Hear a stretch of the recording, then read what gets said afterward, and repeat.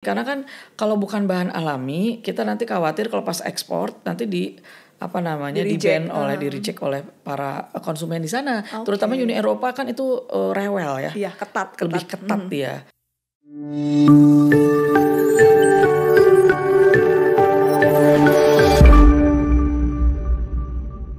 Assalamualaikum warahmatullahi wabarakatuh. Salam jumpa Sobat Inovasi. Salam sejahtera untuk kita semua. Kali ini bertemu dengan saya Lantun Paradita Dewanti dari Fakultas Perikanan dan Ilmu Kelautan dalam acara Unpad Innovtalk.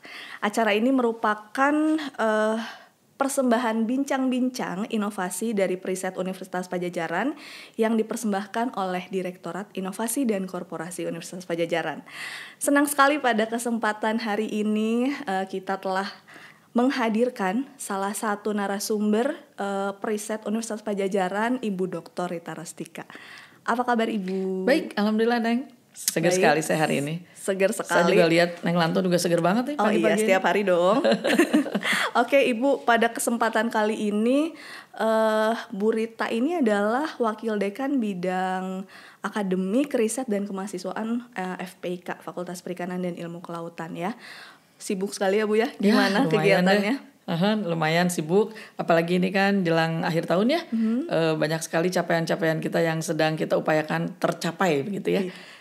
Contohnya adalah IKU 1 dan IKU 2, dimana kalau yang lain kita udah bagus, Unpad itu udah bagus, tapi yang IKU 1 dan IKU 2 itu yang mesti dikejar karena itu terkait dengan academic reputation dan employment reputation. Oke, target tahun depan tahun ini. Tahun ini. Iya, udah mau beres nih Bu. Iya, dikejar terus.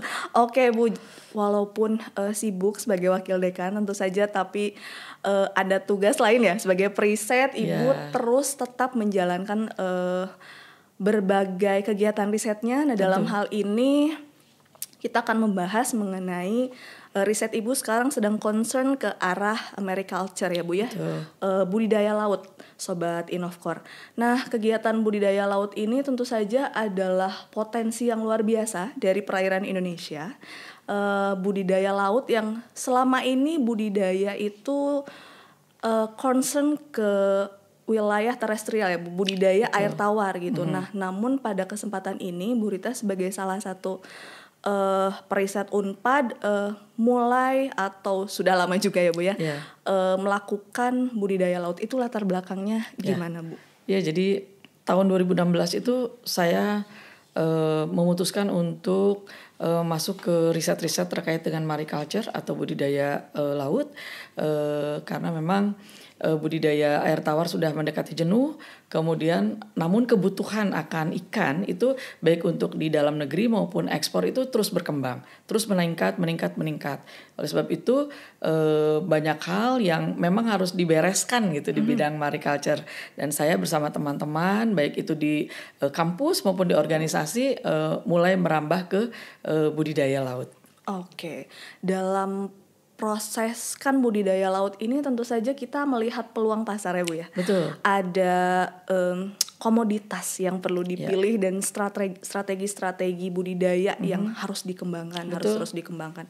Nah, bagaimana Ibu dan tim researchnya itu untuk dapat decide nih, oh saya akan memilih komoditas ini, saya memilih komoditas ini sesuai dengan kesesuaian lahan budidaya yang dipilih.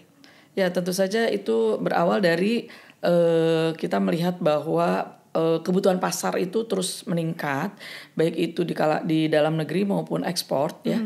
Dan itu kita sesuaikan juga dengan kondisi perairan kita. Sebab itu saya memutuskan budidaya yang layak untuk kita kembangkan itu adalah dengan komoditas kerapu hibrid, kemudian juga kakap putih serta bawal bintang, dan terakhir ini lobster. Itu kalau di restoran itu mahal-mahal banget itu spesies yang tadi Ibu sebutkan. Betul. Potensial sekali gitu. Ya. Dan lokasinya itu biasanya di mana Bu saat ini? Se-Indonesia ya. Kalau di Indonesia ini sebetulnya di berbagai perairan pantai di seluruh Indonesia itu memang sudah dikembangkan, tapi memang ada beberapa lokasi yang sangat potensial, misalnya di Aceh, Sumatera Barat, kemudian Lampung itu untuk Sumatera ya, untuk di kita Banten juga itu termasuk ya, dan bagian selatan ya, Jawa Barat Selatan itu potensial untuk kita kembangkan dari sisi mariculture-nya ya. Pulau Jawa bagian selatan juga demikian ya, Bali. Kemudian loncat ke Sulawesi ya, ke Sulawesi, kemudian bagian timur Indonesia itu semuanya sekarang pemerintah mengarah ke sana. Oke, jadi sebetulnya dari hampir seluruh wilayah perairan Indonesia sebenarnya potensial ya, tinggal kita bagaimana pintar memilih komoditas yang sesuai. Nah, untuk produk budidaya sendiri ya Bu ya, untuk dapat menghasilkan. Nah tadi kan Ibu sebutkan ada di beberapa wilayah. Nah kalau Ibu sendiri melakukan risetnya itu di mana Bu?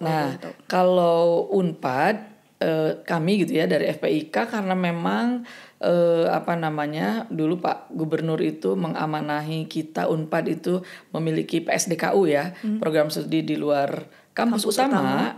Dan kita kebagian di Pangandaran. Oleh sebab itu kami pun melakukan kegiatan-kegiatan risetnya di Pangandaran. Ya. Tapi jadi sejauh ini di Pangandaran ya Bu? Di Pangandaran ya. Ya di Pangandaran. Di Pangandaran, oke. Di Pangandaran itu komoditasnya apa Bu, kalau boleh tahu? Ya itu yang tadi saya sebutkan. Jadi berawal dari kerapu cantang. Kerapu cantang berarti udah produksi Bu? Ya sudah produksi, udah panen dan dong? Hasilnya bagus gitu ya. Udah apa tadi? Panen. Oh sudah berkali-kali kan waktu itu. Rektor. Dengan Pak Rektor, zamannya Pak Tri ya. Kemudian juga kami juga komoditasnya bawal bintang, kakap putih, dan terakhir ini yang baru saja dipanen oleh Ibu Rektor adalah lobster. Lobster, menarik ya kalau kita dengar lobster ya. Seksi banget memang komoditas lobster ini.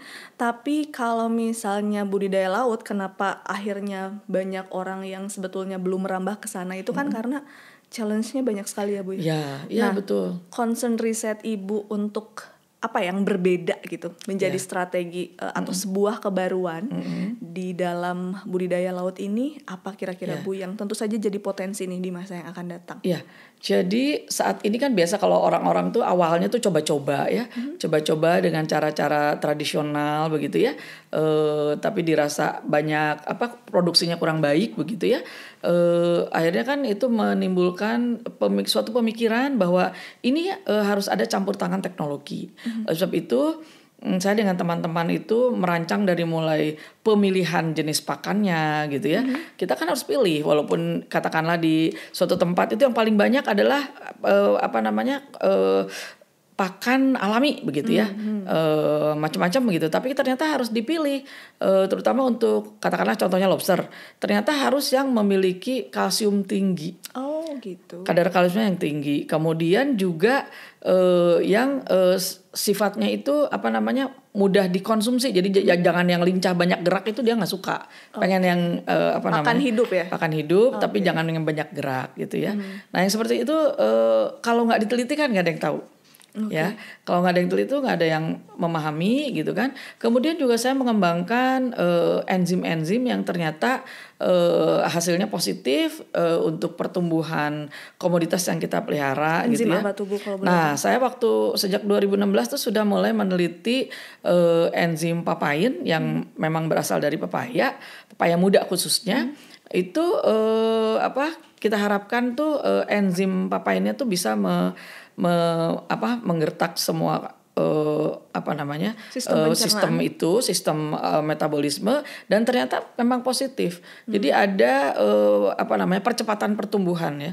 Waktu itu kita meneliti untuk kerapu cantang yang biasanya 8 bulan sampai ke 500 graman, ini kita bisa capai hanya 6 bulan saja. 6 bulan udah bisa dipanen. Sudah bisa dipanen dengan ukuran yang pas gitu dan cukup untuk kebutuhan pasar.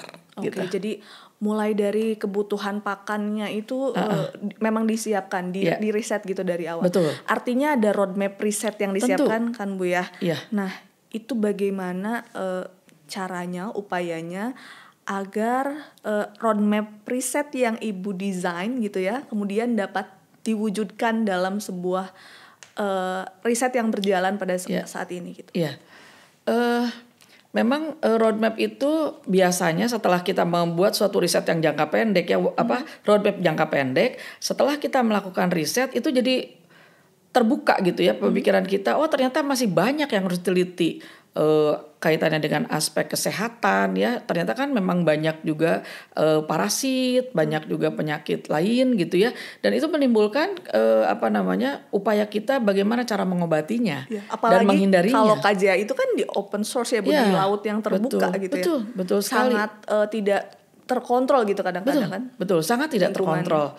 Jadi kebetulan kami sudah meneliti di bagian selatan Jawa Barat itu ada 2 jenis ektoparasit khususnya ya.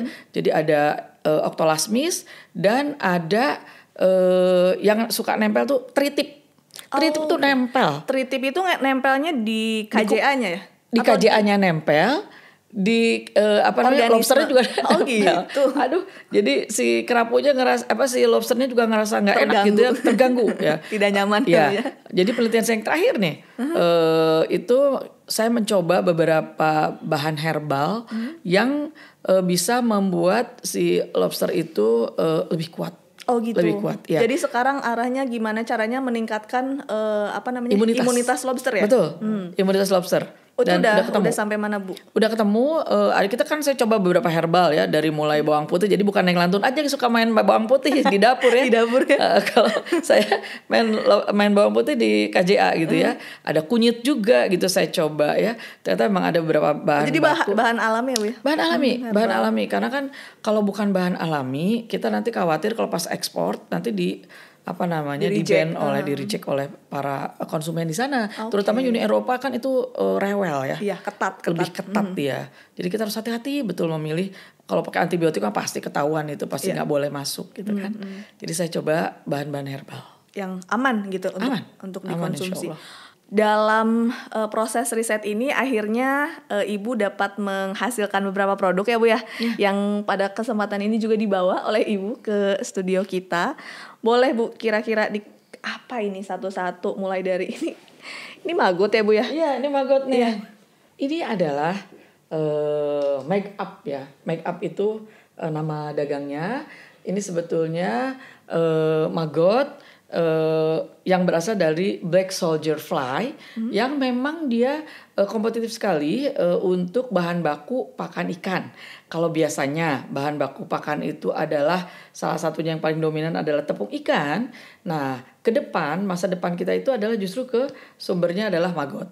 Karena tepung ikan itu makin lama selain makin mahal karena dia import, juga lebih baik kita berikan kita konsumsi si ikan tersebut untuk makanan manusia gitu ya. Nah, kalau maggot itu kadar gizinya juga cukup baik, 39% protein kasarnya, dan yang lain-lain juga sudah mengikuti, jadi bagus sekali ya.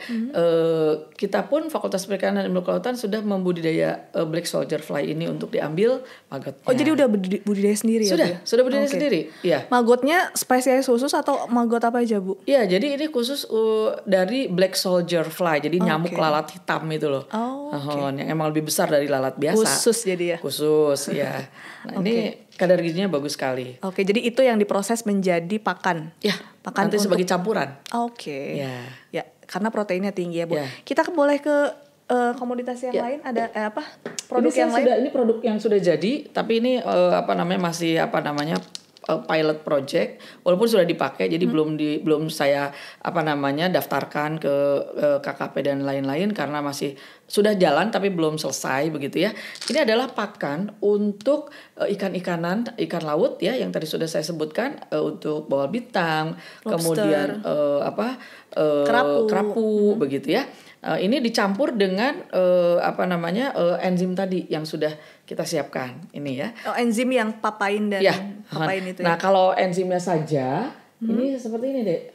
Nah, ini ya. Ini papain pajajaran. Saya beri gambar ini sesuai dengan komoditasnya. Semua komoditas ini bagus, sudah dicoba semua ya. Tapi itu berarti dari mulai tawar ya yang enzim itu? Ya, enggak, payau. Ini payau, ada payau itu ikan bandeng. Kemudian ini nilai salin. Nilasalin tuh nila itu kan memiliki sifat urehalin, artinya dia toleransinya tinggi sekali di baik di air tawar maupun di air laut ya. Ini semuanya bagus untuk apabila ditambahkan ini dalam pakannya. Oke, jadi si enzim itu dicampur ke pakan ya, atau dicampur ke pakan. Kalau ini digabungkan itu sudah. Setelah jadi pakan atau campuran pada saat ngadon pakan gimana Bu itu? Ngadon pakan, kalau ngadon pakan ini, tapi kalau dicampur dengan ikan rucah sebagai makanannya ya ini. Oke. Jadi dicampur sama pakannya terus langsung dikasih gitu ya? Ya. Oke. Kemudian kalau ini adalah untuk pakan ikan yang ukurannya benih. Ya, ukurannya pun kecil sekali nih. Ya, hanya 1 mili untuk diameternya. juvenil ya Bu ya? Ya, untuk benih. Fry. Itu campurannya apa Bu? Ini campuran, ini diberikan langsung. Diberikan langsung, bukan sebagai campuran. Jadi buat pakan tunggal aja. Nah, istimewanya apa? Nah, ini keistimewaannya adalah kami sudah mencampurnya dengan herbal tadi. Oke. Karena kalau pada masa larva pada stadia awal itu benih, memang fry itu dia memiliki rentang betul, kritis sekali. Kritis ya Bu ya. Gampang mati. Oke. Jadi kalau pakai pakan dengan mengandung herbal gitu jadi meningkatkan SR ya Bu. Betul. SR-nya naik. Ya. Oke, next. Produk Bu ada apa lagi? Ini kalau ini sih bioimun. Ini mengandung terung asam, mengandung bahan baku alami herbal yang sangat baik untuk kesehatan ikan ya. Ini juga kalau ini mengandung herbal yang berbeda tapi kedua-duanya memberikan efek yang sama baiknya gitu. Oke. Nah, produk-produk ini Bu apakah sudah bisa diperoleh, bisa didapatkan atau masih dalam proses pengembangan? Kalau yang 2 ini memang sudah mendapatkan izin ya. Ini kan kerjasama kami dengan universitas lain, dengan Mula Warman. Oke. Ya, ini sudah mendapatkan izin, jadi sudah bisa dicari di marketplace. Kemudian juga biasanya sih marketplace sekarang tuh ya lebih populer. Dan yang paling ujung itu Neng, itu adalah limbah sagu. Oke, yang ini ya. Itu limbah sagu itu adalah betul-betul limbah dari ekstrak sagu. Jadi yang sagu warna putihnya sudah dimakan oleh manusia, ini limbahnya. Gitu kan? Ini yang sedang kita teliti sebagai nanti bahan baku campuran pakan. Gitu ya. Kalau di sini kenapa memilih limbah sagu? Karena memang limbah sagu ini banyak terdapat di Kepri. Ini untuk proyek Kepri sebetulnya. Jadi untuk kerjasama dengan komunitas yang ada di sana di Kepri, juga dengan Universitas Raja Ali Haji. Ini kita mau mulai dengan limbah sagu untuk budidaya laut juga. Untuk budidaya laut, karena di sana betul-betul 80% ya laut ya. Jadi di sana berkembang sekali budidaya laut itu. Dan sekarang sudah banyak yang berhasil memproduksi ikan-ikan dalam satuan yang cukup besar, tontonan gitu ya. Tontonan mereka jadi, dan itu langsung diserap karena Batam, Kepri itu merupakan wilayah wisata, kawasan wisata. Jadi kebutuhan untuk ikan laut juga sangat tinggi ya. Belum lagi itu tuh belum mikirin ekspor Singapura loh. Yang ada aja tuh habis diserap oleh lokal. Oleh lokal. Kita belum mikirin ekspor. Jadi kalau pasarnya itu sebenarnya ada gitu ya, tinggal kita pengembangannya seperti apa dan strateginya seperti apa. Ada buku juga ya Bu? Ada buku. Kalau buku ini yang terbaru ini kalau nggak salah ya, ini nih. Mariculture, Prinsip dan Teknis Budidaya Laut. Ini bukunya. Mangga kalau mau pesan ke Neng Lantun aja. Karena emang belum beredar kemana-mana ya. Maksudnya hanya kalangan tertentu. Itu kolaborasi antara ibu ibu dengan mahasiswa S2. Mahasiswa S2 keren. Jadi melibatkan mahasiswa ya. Salah satu kunci keberhasilan dari riset gitu ya. Betul, karena emang harus begitu ya. Betul. Ada apalagi sekarang MBKM. Salah satunya adalah riset bersama, itu bersama dengan mahasiswa. Sama dengan mahasiswa dan bersama dengan industri. Ya, betul sekali.